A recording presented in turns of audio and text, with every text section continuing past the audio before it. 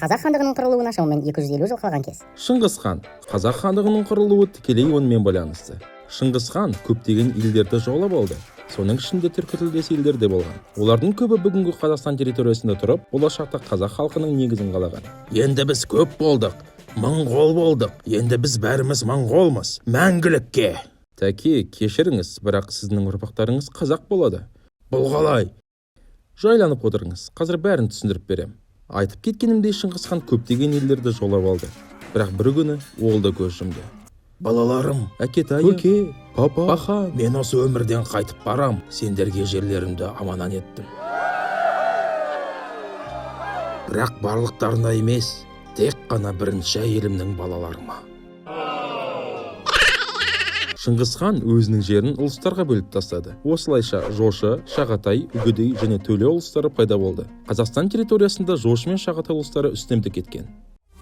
Шыңғыс хан ұрпақтарына тойлап, тату-тәтті өмір сүру ғана қалған секілді болған. Бірақ соның орнына олар бір-біріне жау болып, ары қарай бөліне берді. Қазақ хандығының құрылуына шамамен 40 жыл қалған кез. Осылайша 15 ғасырдың басында қазіргі Қазақстанның жерінде бірнеше мемлекеттер пайда болды. Олар Моғолстан, Ноғай ордасы, Сібір хандығы, Әбілқайыр хандығы және де Мауреннахр.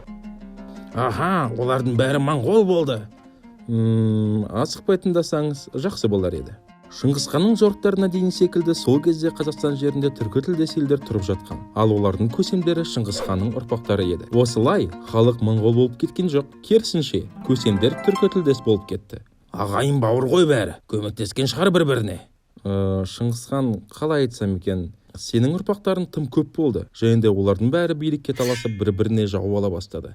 Кедей бай болам, бай құдай болам деген осы. Ал енді Әбілқайыр хандығына көбірек көңіл аударайық. Біріншіден, көріп тұрғанымыздай, Әбілқайыр хандығы қазіргі Қазақстан жерінің көбін қамтыған. Екіншіден, осы мемлекетте Қазақ хандығының болашақ хандары Керей мен Жәнібек тұрған. Олар тікелей Шыңғыс ханның ұрпағы болғанымен өздерін қазақ болып сезінді. Тура Гена Головкин секілді. Отец русский, мама кореянка, а мен қазақпын.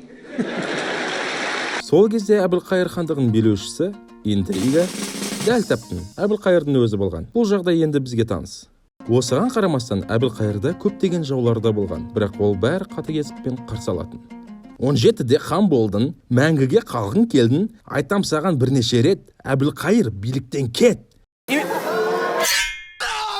Әбілқайыр ханда бәрі де болған. Үлкен жер, билік, байлық. Бірақ бір күні жоңғарлардың ата-бабалары ойраттар келіп, Әбілқайырдың тасталқан шығарған. Сол үшін оның жағдайы нашарлаған. Бірақ ол шығатын жол тапты. Салықты көбейтті. Сол кезде халық соғыстан әбден шаршаған. Оған қоса салықты көтерілді. Осының бәрін Керей мен Жәнібек те жақтырған жоқ. Әбілқайыр, біз осыдан бәрінен жалықтық, сенен кетеміз. Ойбай, сендердің арттарынан біреу ереді деп тұрсыңдар ма? Біз бармыз. Керей мен Жәнібек көшін бастап Шу өңіріне аттанды. Оларды Моғолстан ханы Есенбұға құшағын жая тұрып қарсы алған. Сол кезде Есенбұғаның жағдайы қиын болатын. Бір жағынан өзінің туған бауыры Жүніспен таққа үшін талас болған. Жүністі Әмір Темір ұрпақтары мен Әбілқайыр қолдаған. Екінші жағынан ойраттар өзінің шабуылдарын тоқтатқан жоқ еді. Сол үшін де Есенбұғаға көмек керек. Дәл осы жағдайдың салдарынан ол Керей мен Жәнібекті қуана қарсы алған. Моғолстан ханы Керей мен Жәнібекке Шу өзенінің бойында жер берген. Және де Керей мен Жәнібек бұл жерде 1465 жылы Қазақ хандығын құрған.